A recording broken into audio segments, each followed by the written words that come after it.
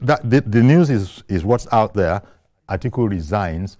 There are those who, some are saying, in fact, somebody has said he was shocked.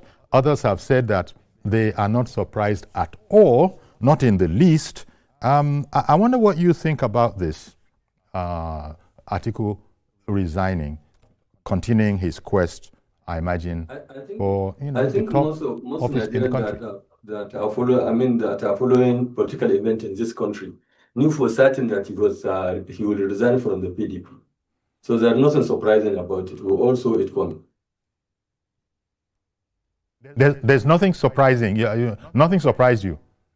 Absolutely nothing surprised because prior to his resignation from the PDP, he has been attending this ADC meeting very often. Yes. So, okay. And it does seem that, well, especially, we don't know how it's going to go.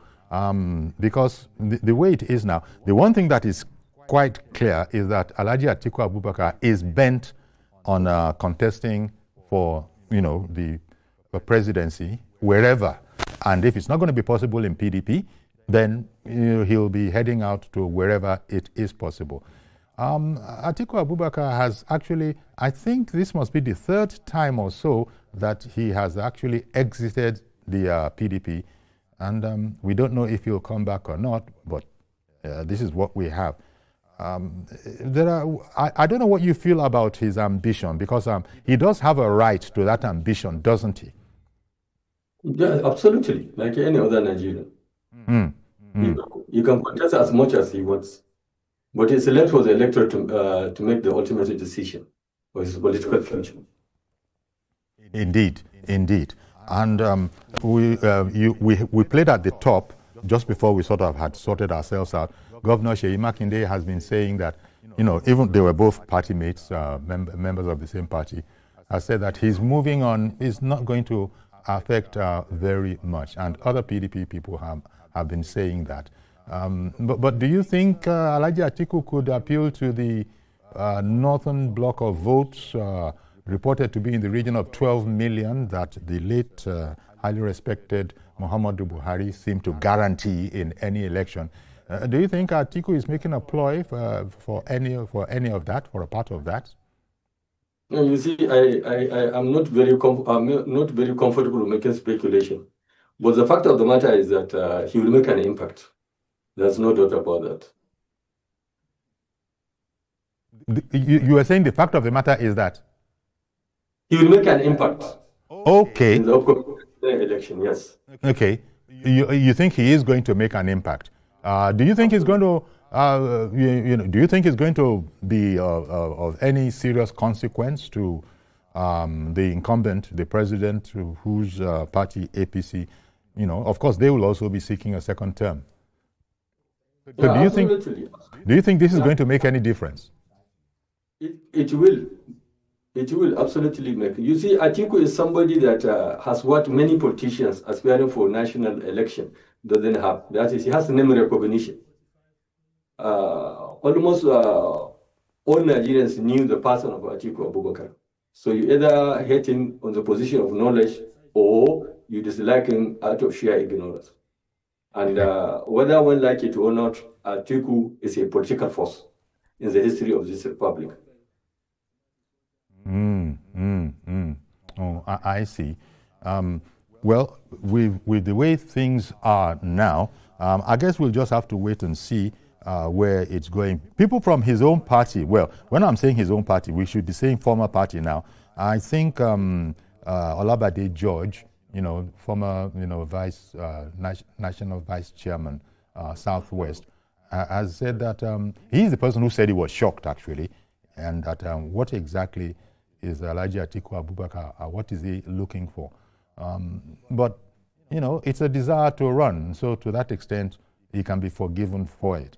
But whether it will actually make the impact, it's interesting, you've just said that it will have some effect, but you didn't want to progress that to, perhaps this is now a game changer. Do you see what has happened as anything of a game changer? Because the governor of Oyo State, as you just heard, has said that it's okay, not very much is going to be affected. Well, you see, the Makenda's opinion is a private opinion, and everybody hosts his opinion. And you see, one beautiful thing about democracy is that no matter your position, age, or gender, you have only one vote. And for that reason, for anybody to say Atiku Abubakar is not going to impact on the next presidential election, he or she is not speaking the truth.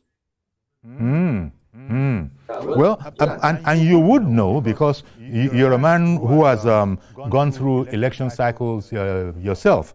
There was a time when you wanted to be the governor of your beloved Kebbi state. So you sort of will know the mechanics and the dynamics of elections generally. So when you say that anybody who thinks that this will not make some kind of a mark probably doesn't understand the dynamic of politics. But could you explain it to us a bit? You've just spoken from a position of knowledge and knowing the terrain, knowing the environment. Could you speak to us from that position of knowledge, how you think, the rationale for your thinking that it's going to make a change?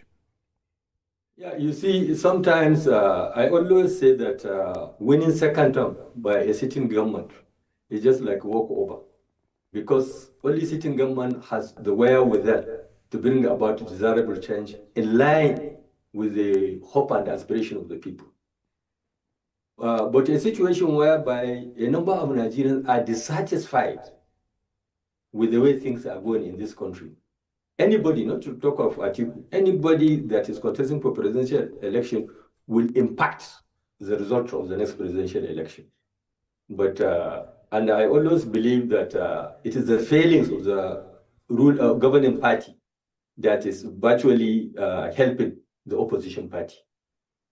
For example, now, in Nigeria as a whole, any leader that can bring about security in this country the vote of the mass of our people is guaranteed to him. Or anybody that can bring about desirable changes that will impact positively on the life of our people, he or she will get a vote.